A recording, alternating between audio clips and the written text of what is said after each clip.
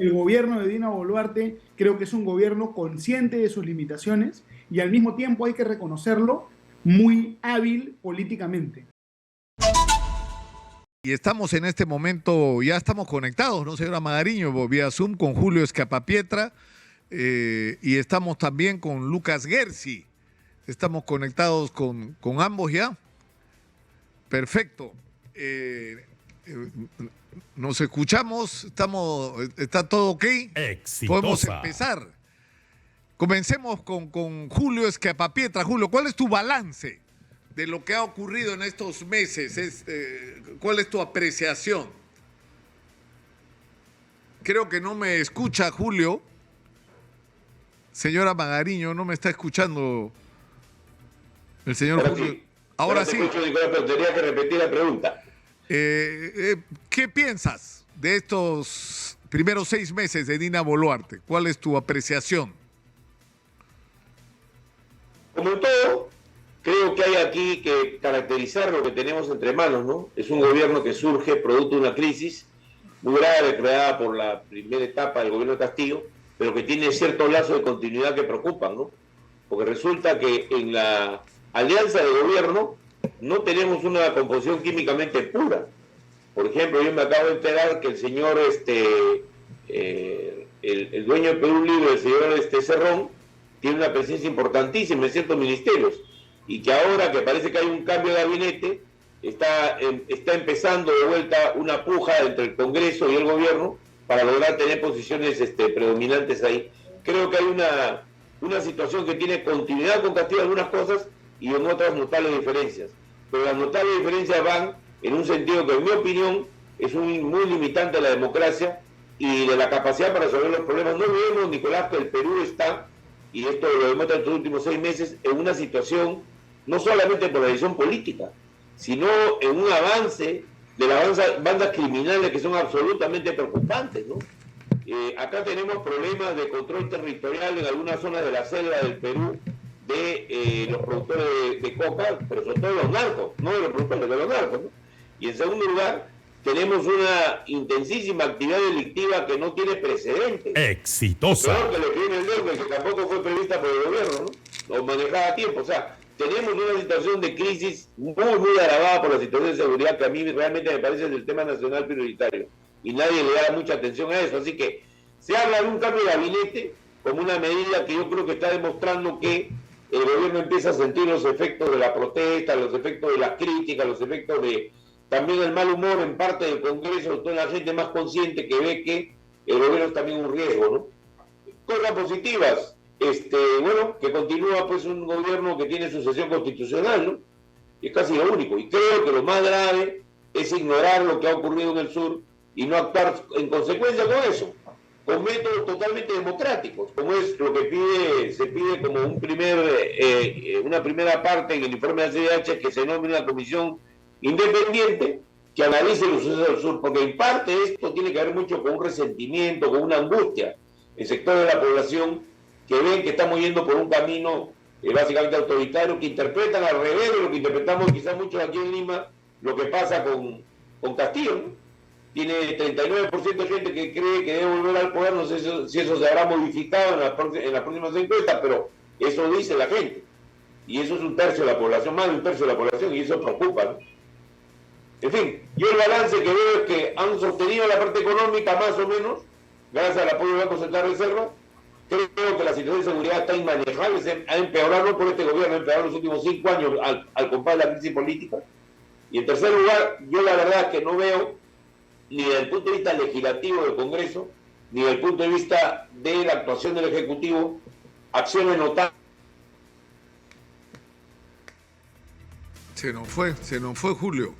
Pero bueno, yo creo que mientras nos reconectamos, yo creo que está claro lo que dice Julio, su punto de vista. ¿Qué piensas, Lucas? Buenos días. Hola Nicolás, muy buenos días. Muy bueno poder estar acá en Exitosa. Saludos a ti y saludos a Julio. A ver, en realidad yo concuerdo en grandes rasgos con lo que dice Julio. El gobierno de Dina Boluarte creo que es un gobierno consciente de sus limitaciones y al mismo tiempo hay que reconocerlo muy hábil políticamente, porque ha logrado tener el apoyo en simultáneo de sectores del serronismo y también de sectores de la derecha, ¿no es cierto? Hace poco se publicó una resolución donde hay un comité de abogados constitucionalistas, todos de la más tradicional derecha peruana, como asesores de Dina Boluarte, ¿no es cierto? Entonces, es muy hábil el gobierno en tener apoyo de diversos sectores.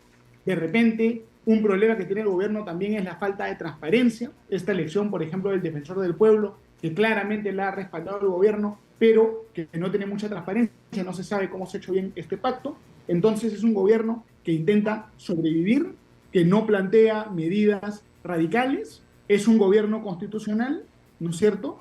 Pero por el momento piloto automático, y el problema del piloto automático es que no nos garantiza una elección menos polarizada, menos desgastante para las instituciones que la anterior que hemos tenido. Entonces, no está pésimo, pero sigue estando mal. Y si seguimos en el piloto automático, yo creo que nos vamos a terminar estrellando nuevamente frente a una crisis realmente complicada de resolver. Ahora, Lucas, Nicolás, este tema en el que ambos coinciden, que estamos frente a un gobierno legal y constitucional, que es la expresión que ha usado Keiko Fujimori, en realidad pone sobre la mesa la discusión de entonces no hubo fraude. Porque para que Dina Boluarte sea una presidenta legal y constitucional, su origen tiene que ser legal y constitucional. Y su origen es la elección que ocurrió el año 2021. Y lo que se dijo y fue campaña y se sacó a la gente a la calle, acá ha habido un fraude. Hay gente que hasta hoy está convencida de que hubo un fraude electoral, aunque hasta el día de hoy no se presentó ninguna evidencia seria que lo respalde. Entonces, ¿no habría que comenzar por una autocrítica con respecto a este tema? Que en realidad, aunque por escaso margen, sí, pues ganó las elecciones el profesor. Lamentablemente, así fue. A ver, sobre ese punto, Nicolás, antes que nada, un disclaimer personal, solo para que quede constancia aquí públicamente frente a toda la audiencia exitosa. Yo jamás participé en ese tema del presunto fraude ni de las denuncias que hizo en su oportunidad Keiko Fujimori. Yo jamás tuve nada que ver con eso. Primer punto. Segundo punto, yo creo que uno no puede ser más papista que el Papa, ¿no es cierto? Y tampoco puede ser más keikista que Keiko. Lo que Keiko denunció en ese momento no fue fraude. Ella denunció fraude en mesa. Y lo que yo interpreto de fraude en mesa es una serie de irregularidades ocasionadas porque ella no cuidó bien el tema de los personeros. Es algo que se sabe en el Perú, que a veces en mesa ocurren jugadas que no son del todo democráticas. Y esto no es un problema solo de esta elección. En elecciones anteriores, ¿no es cierto?, han habido elecciones que de repente se han, entre comillas, ganado en mesa o perdido en mesa. Y ese es un problema ya del sistema electoral peruano, que no permite que haya un respaldo, que permite que los votos se destruyan y no se puedan volver a contar, y que permite de repente un juego que no es el más transparente en las mesas de votación. Entonces deberíamos buscar una reforma electoral para que no ocurra esto, que no es un problema de esta elección, ¿no? En la elección del 2006, del 2001, hubieron denuncias parecidas de irregularidades en las mesas, ¿no es cierto? Y una reflexión final sobre este punto antes de dar el pase a Julio. Yo creo que parte del problema sí es imputable al Jurado Nacional de Elecciones, porque el Jurado Nacional de Elecciones tiene el deber de darle legitimidad a la elección. Y el Jurado Nacional de Elecciones no es un tribunal, es un jurado. No aplica solamente la ley, aplica la ley y su criterio, conforme a lo que dice la ley orgánica del Jurado Nacional de Elecciones. Es decir, en lugar de desestimar todos los reclamos de Fuerza Popular sobre la base de formalidades, el jurado debió responder de verdad a los reclamos. Y si Pedro Castillo de verdad ganó, no hubiera cambiado el sentido de la elección. Lo que a mucha gente le generó dudas fue que el señor Salas Arenas, en su momento, usando su voto dirimente, porque era 3 contra 3, ¿no? Y él dirimía, usando su voto dirimente, él, en vez de resolver las impugnaciones, las declaró improcedentes. Y yo creo que eso se vio muy mal y afectó la legitimidad de la elección. Entonces el jurado debería hacer también una autocrítica, porque yo creo que fue culpa no solo del jurado, pero también del jurado, que la elección haya sido tan polarizante y finalmente con poca legitimidad. Por ahí iría la reflexión, estimado Nicolás. Claro, pero en todo caso uno podría pensar lo mismo sobre la elección de Rafael López Aliaga, que por escasísimo margen le ganó a Daniel Urresti la elección en Lima, que lo que suponía era el bastión de Rafael López Aliaga con las justas. Le ganó y más bien eso, y le traslado la pregunta a Julio. Bueno, no debería ser la problema es reflexión, que- Julio, no deberíamos partir de reconocer que somos un país profundamente dividido y que hay que buscar fórmulas y caminos para entendernos. Más bien, Nicolás, yo entiendo que esa es la tarea principal del periodismo, de los políticos, de la gente pensante, de la élite del país. Es fundamental iniciar un proceso radical de giro, que no es solamente la salida del actual gobierno, sobre el cual podemos tener o no discrepancias por elecciones inmediatas, ¿no? Pero lo principal es lograr generar un cambio. Yo te digo los temas de agenda que veo que son indispensables. El primero, la seguridad ciudadana. Hemos exportado a Chile a muchos de los delincuentes venezolanos que están haciendo destrozos en ese país, y además aquí el Tren de Aragua está ya rankeado como la principal organización criminal del país, y el Tren de Aragua es una transnacional igual que las maras de El Salvador, de gran poder económico, político y de presencia armada, y es un reto para el país porque está ahorita en Colombia, en Ecuador. Recuerda los incidentes que han habido en las cárceles de Ecuador. Ahí ha estado el Tren de Aragua y ha estado también en secuestros, una serie de crímenes que han transformado el Ecuador. Hoy es una sociedad atravesada por una ilicitud generalizada. Igual pasa nada menos que la tranquila Costa Rica, donde ya también empezaron las extorsiones y los secuestros. Entonces, y en Chile, ni hablar, el enemigo principal de este país ahora, el nuevo terrorismo, si quieres tú, es el de estos grupos. Esa es la primera tarea que yo creo que hay que enfrentar, y no se enfrenta con eficiencia, ¿no? sí, vamos a mejorar un poco la señal de audio de Julio para su próxima intervención, pero creo que lo hemos escuchado. Lucas, ¿tú no piensas que el 7 de diciembre, con el derrumbe del profesor Castillo, no se habría una oportunidad para hacer un gobierno más bien de consenso? O sea, reconocer esto que estamos señalando, de que somos un país dividido. Pero no solamente un país dividido, un país carente de planes de largo plazo, de proyectos, un país donde nos hemos estado revolcando en el fango gracias a nuestra clase política en los últimos años. ¿Entonces no te parece que esa es una oportunidad que se perdió? Yo pienso que sí, Nicolás, porque una persona tiene que ser ciega para no ver algo tan evidente como la crisis política tan dolorosa que nos enfrenta desde hace muchos años, pero en el último año y medio, 2 años, con mucho más intensidad que antes, ¿no? Somos un país ahorita sangrante, ¿no es cierto? Y esas heridas las tenemos que sanar, y si nos negamos a reconocerlas, no las vamos a curar nunca, ¿no? Yo creo que es evidente que la parte política de la Constitución del Perú en este momento no está funcionando bien. Y es evidente que si nosotros no reformamos un poco la parte orgánica de la Constitución, van a seguir presentándose disoluciones del Congreso, vacancias, cuestiones de confianza, y el siguiente presidente va a tener seguramente una situación también muy, muy irregular. Entonces, este gobierno sí o sí debería tener como primera prioridad aprobar la reforma política para que el siguiente quinquenio no tenga tantas heridas como este. Y yo no he visto prácticamente ninguna propuesta del gobierno en ese sentido. En el Congreso se han presentado un montón, pero todas están encarpetadas en la Comisión de Constitución. Parece que el tema no es una prioridad. Entonces, si nosotros no corregimos, vamos a seguir cayéndonos al mismo hueco permanentemente, ¿no? Por ejemplo, un tema, ¿no?, que yo creo que es importante trabajarlo. Esta posibilidad que el presidente disuelva el Congreso es recontra conflictiva, recontra problemática. De repente, un cambio que se podría hacer es: el presidente puede cerrar el Congreso, se le niegan las cuestiones de confianza, pero, ¿no es cierto?, el Congreso antiguo se mantiene hasta que se instala el Congreso nuevo, para que ya no haya este periodo de interregno que genera concentración del poder. Claro. Si nosotros aprobamos eso, pero el problema, pero Lucas, Lucas, claro, pero el problema es que acá tienes dos dificultades. El primero es que tienes un Congreso que carece completamente de legitimidad, completamente. Exitosa. Y en segundo lugar, lo que no tiene son los actores. O sea, la democracia requiere de partidos.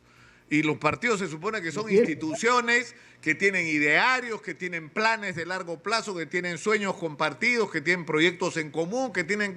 Eso no existe en el Perú, Lucas. No existe.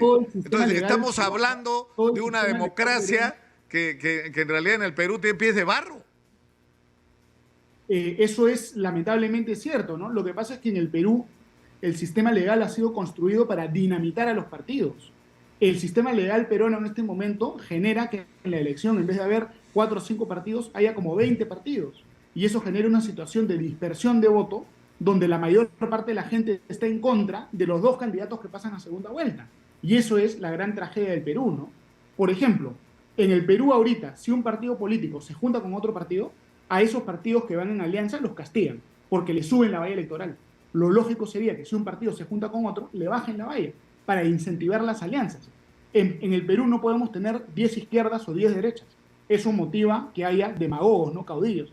Deberíamos juntar, inducir que las izquierdas y las derechas se junten. Sí, yo le traslado esta pregunta. Me piden, Julio, que enciendas tu teléfono, por favor, que la señal de tu computadora parece que no está llegando con la calidad que debería, pero mientras tanto voy haciendo la pregunta.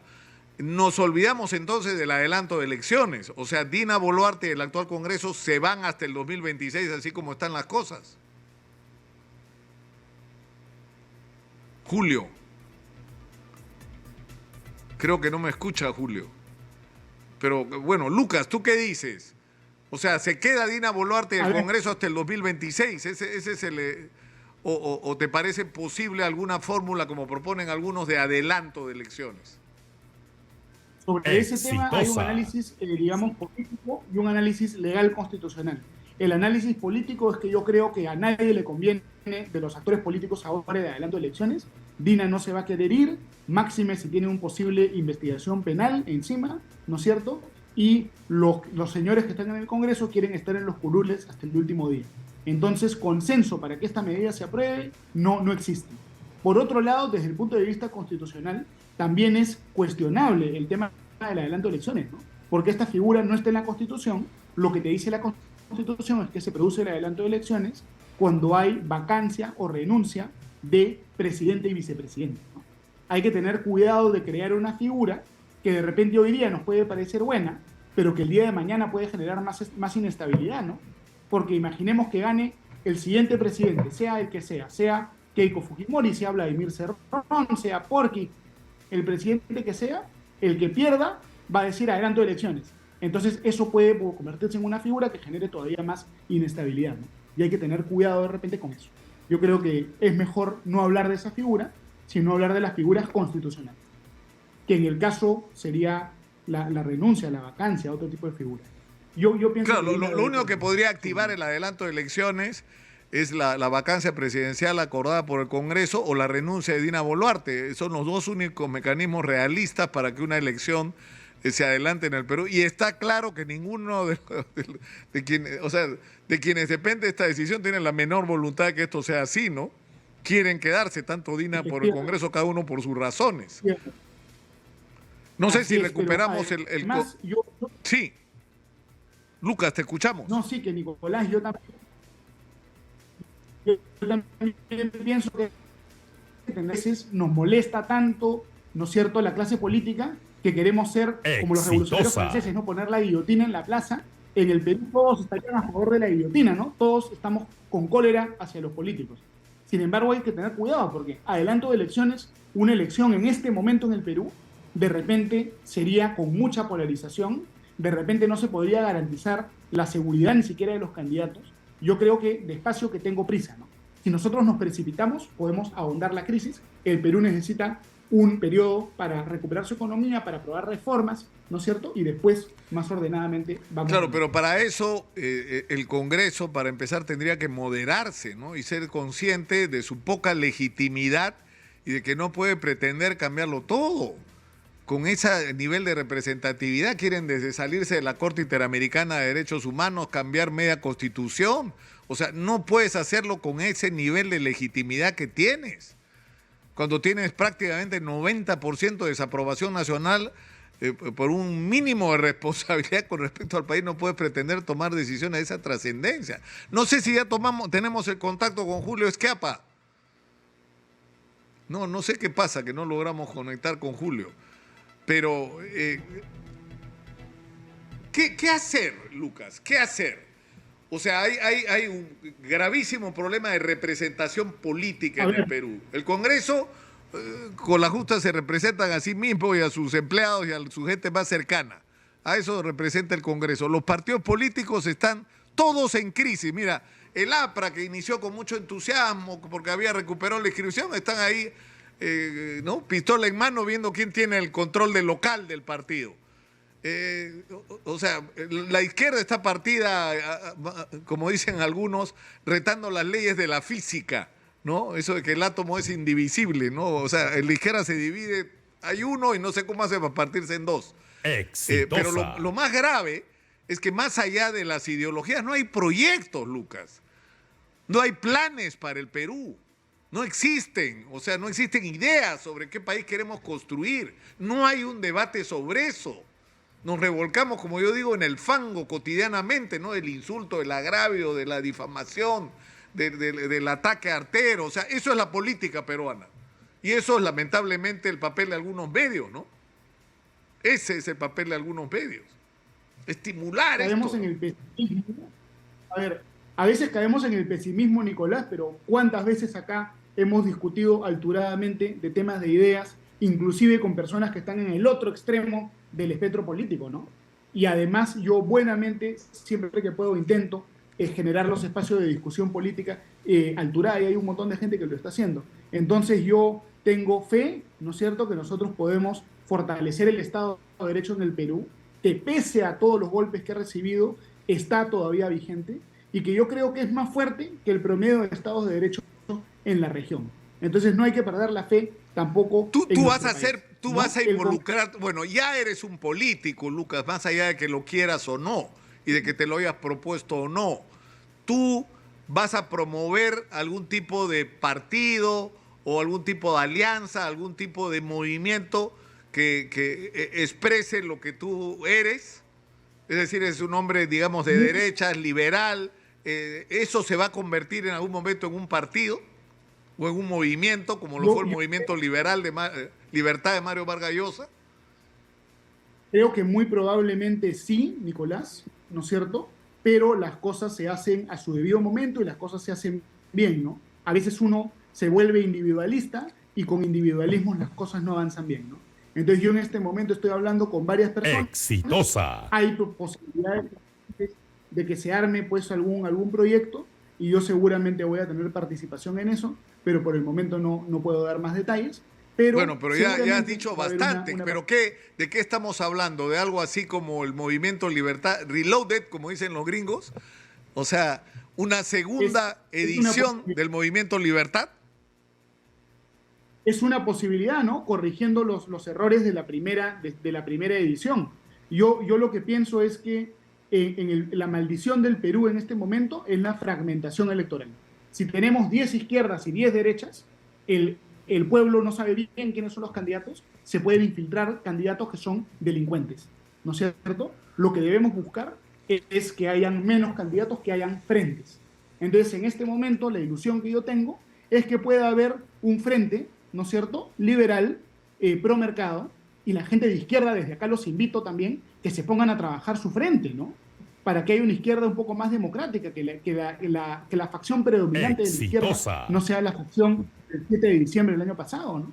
Sino una izquierda que crea en la democracia, en la separación de poderes, que crea en sus políticas sociales, en aumentar los impuestos, en todo lo que la izquierda pregona, pero dentro del marco del Estado de Derecho, ¿no?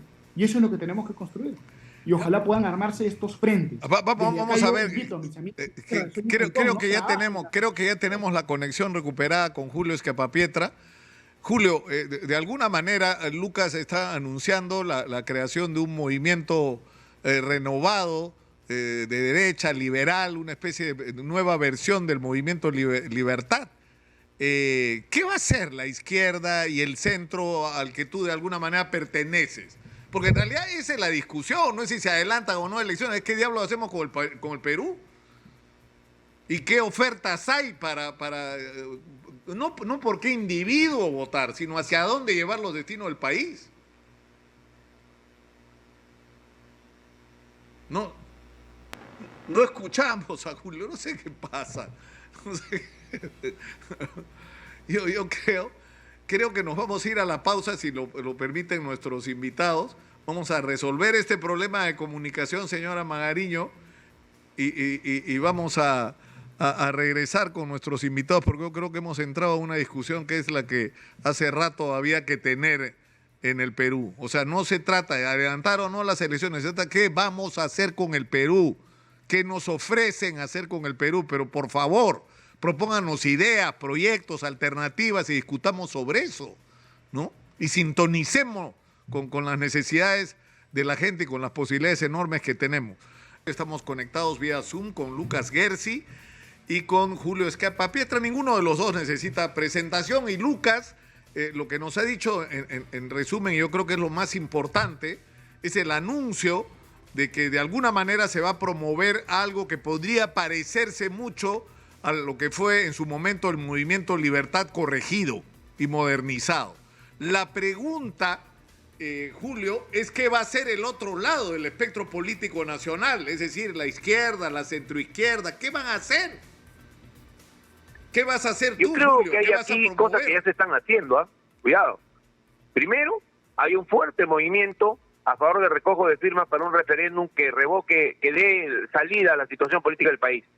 Esta es una salida pacífica, ojo, no insurreccional, pacífica, que busca lograr un acuerdo entre sectores de la sociedad que permitan dar desentrampar la situación política del país. El gobierno tiene un problema de relaciones públicas muy grave con la población. Sus dichos y sus hechos no corresponden a lo que la gente pide y además están llegando a niveles muy graves. El más grave de ellos es el de los derechos humanos, que creo yo ya no merece más explicación porque está suficientemente claro para todos. Se busca una salida con impunidad que es rechazada por un sector importante de la población, diría que por la mayoría de la población, como aparece en todas las encuestas. En segundo lugar, el gobierno tiene un 82% de gente que pide que se vaya la señora Boluarte. Entonces, en lo que está el centro, un sector moderado de la izquierda es en eso. Hay otro sector de la izquierda, que no es izquierda en realidad, es un sector refractario a cualquier norma y a cualquier proceso democrático. Ellos quieren a un Ortega en el Perú, que son los que se están dedicando a robar en el Estado y que se han hecho cómplices de un pacto en el Congreso que avergüenza al Perú. Por otro lado, yo creo que la derecha también tiene dos ángulos. Un ángulo muy extremista, creo yo, muy conservador, pero que además no sabe explicar sus posiciones y pierde la batalla cultural e ideológica. Alguna vez hemos hablado con Lucas alrededor de eso. Y en segundo lugar, un sector liberal que ha estado debilitándose en los últimos años y que es el que quizás Lucas Gersi y otros líderes podrían encabezar como una fórmula también de una derecha que tiene capacidad de diálogo democrático, que es como salen adelante los países. Los países no salen porque llegue algún izquierdista y todo el resto lo combatan, o llegue un derechista y todo el resto lo combatan. Los países salen adelante porque hay una básica unidad nacional, y en el Perú eso se ha roto. Se ha roto porque se ha roto hace 5 años.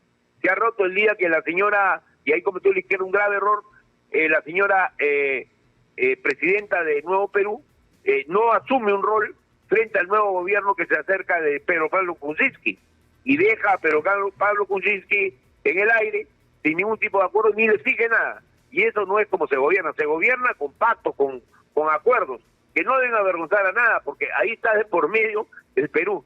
Y en este caso, la señora Boluarte no ha dado ningún signo de querer hacer un pacto o un acuerdo de algún tipo, ningún diálogo.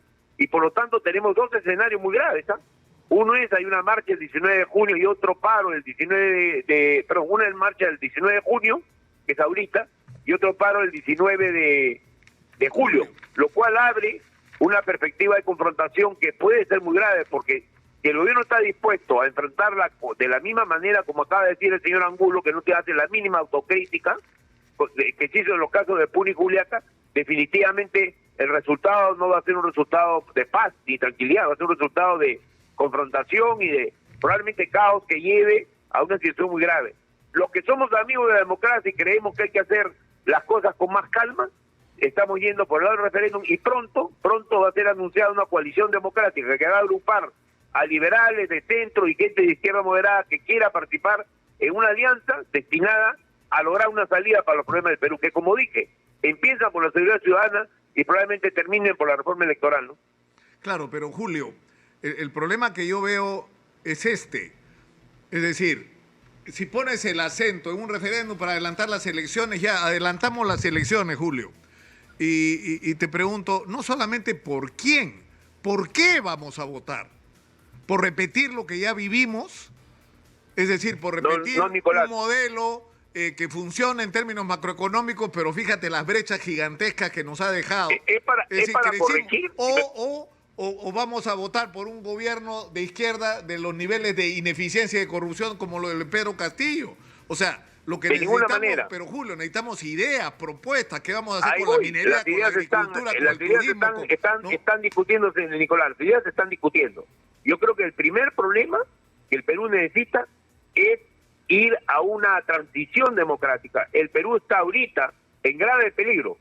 O entendemos que hay que hablar con la región de Puno y hablar con sus líderes y sus líderes a nivel debate también, o entendemos que hay que hablar con la gente que está en la conducción de estos movimientos, por un lado, y hablar con la sociedad, porque un gobierno que no articula ningún tipo de discusión, que prácticamente ha cerrado el pacto nacional, el acuerdo nacional, sencillamente no tiene espacio para poder gobernar el país, tiene ilegitimidad.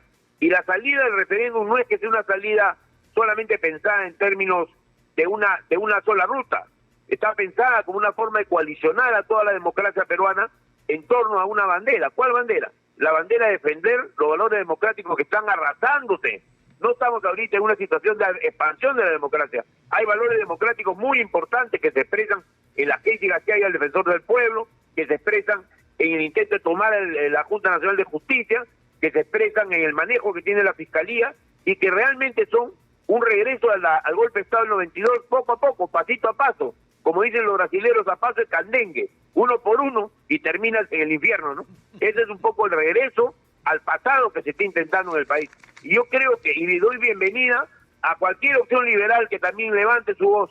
No necesariamente tiene que estar en esta coalición que proponemos, pero es importantísimo para el país, voces ilustradas, voces democráticas que digan lo suyo. Y por el lado de la izquierda, sí, claro, ahí tienen que golpearse con una piedra en el pecho. Yo no pertenezco a ningún movimiento específico de la izquierda.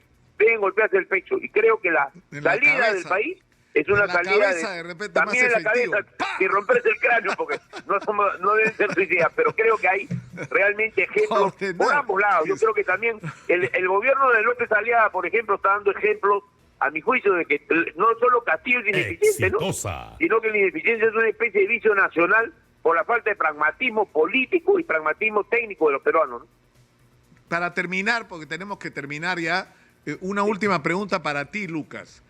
¿Cómo hacemos para cerrar la herida de Puno? ¿Cómo hacemos para cerrar la herida de Puno? A ver, yo creo que a veces hay un error en los círculos gubernamentales, que es la excesiva mercantilización de las cosas. Y eso que te lo digo yo, que soy una persona liberal. El gobierno ha anunciado un programa, creo que le han puesto de nombre Compunche Perú o algo así, que implica hacer obras públicas en Puno. Si te acercas un poco más al micro, ahí está mejor. A ver, el gobierno ha anunciado este programa, creo que le han puesto de nombre Compunche Perú, ¿no? Para hacer obras públicas en Puno, y las obras públicas están muy bien, pero las obras públicas no son suficientes, ¿no es cierto? Lo que la región Puno siente de repente es que está olvidada, se siente, digamos, distante de Lima, entonces tiene que haber un trabajo político que acompañe el tema de la obra pública, ¿no? Si hay solo obra pública y nada más, eso no va a resolver estas heridas sangrantes de las que hablamos hace un rato, ¿no? Entonces, lo que tiene que hacer Dina Boluarte tiene que ir a Puno, tiene que conversar con la población. Evidentemente también tiene que haber un trabajo, pues, de inteligencia para detectar quiénes son los violentistas, de repente ligados a la minería informal, a otros sectores ilegales, y eso tiene que ser investigado, ¿no? Porque es verdad que en Puno, lamentablemente, se ha introducido una práctica política muy violenta, ¿no es cierto? En Puno hay una práctica política violenta como no hay en otros lugares del Perú, y eso tiene que investigarse también de dónde viene, quién lo financia, pero sin un trabajo político... Bueno, yo creo que esto va a tener que ser materia de una nueva otra conversación, mi querido Lucas. Tenemos que terminar por el día de hoy, porque sobre ese... Acabamos de escuchar el testimonio conmovedor del señor Raúl Samillán, cuyo hermano fue el practicante de medicina que murió baleado cuando atendía heridos en las calles de Juliaca, y hemos visto sus lágrimas y creo que todos nos hemos conmovido con su pena mezclada con indignación, ¿no? Porque personas como él o como su hermano no merecen ser tratados como instrumentos de los delincuentes o de los terroristas, pero en fin. Ese es otro tema, Lucas, que lo dejaremos para otro momento. Les agradezco a ambos, a Julio y a Schiappa Pietra y a Lucas Gersi por habernos atendido esta mañana. Muchas gracias. No, gracias, Nicolás. Y me felicito de esta conversación, sinceramente, porque creo, y lo voy a repetir cada día, salgámonos del fango, por favor. Nos estamos revolcando en el fango y no estamos mirando ni los problemas reales de los peruanos, ni las tremendas oportunidades que tenemos como país si hacemos las cosas que podríamos hacer para cambiarle la vida a todos los peruanos. Esa tiene que ser la agenda nacional y esa tiene que ser la discusión, y ahí surgirán los líderes, los que representen esas ideas. Invirtamos la manera como se ha estado haciendo política, decidiendo quién es el próximo que nos va a engañar, porque nos va a mentir, ¿no? ¿Quién es el próximo mentiroso o mentirosa que vamos a poner de presidente o de presidenta y cómo va a terminar robándonos como han hecho todos? Eso tiene que cambiar, y cambia discutiendo de ideas y no de personas.